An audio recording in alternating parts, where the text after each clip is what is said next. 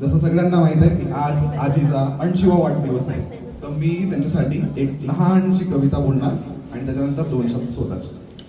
तर कवितेने सुरुवात करतो.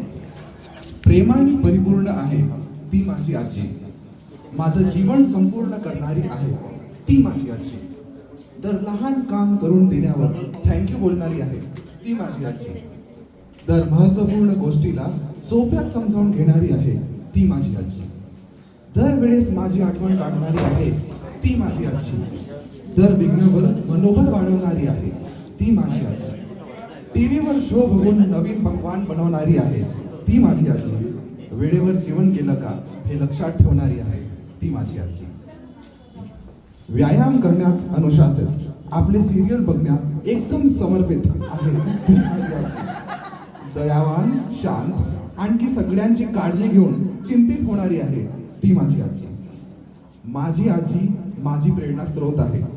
तिचे दिलेले संस्कार, जसं की लोकांसोबत कसं वागणे, कामाची जबाबदारी घेणे आणि निभवणे, आणखी आपली रुचीवर काम करत राहणे, अन्यथा माझ्या खूप कामात आले आहेत. मी तसं या व्यतिरिक्त जास्त बोलत नाही, पण आजी, आज तुझ्या 80व्या वाढदिवसाला मला हे सांगायचं आहे की भलेही मी तेवढ्या शब्दात बोलणार नाही, पण माझ्या मनात तुझ्यासाठी भरपूर प्रेम आणि आदर आहे. आशा करतो की आपण असंच सुखी जीवन जगत राहू आणि तुझे येणारे वाढदिवस असेच मनवत राहू. आता मी एक छोटासा गाणं म्हणतो, 2 लाईन. मायेच्या हळव्या स्पर्शाने खुलते, नात्यांच्या बंधात धुंद मोहरते,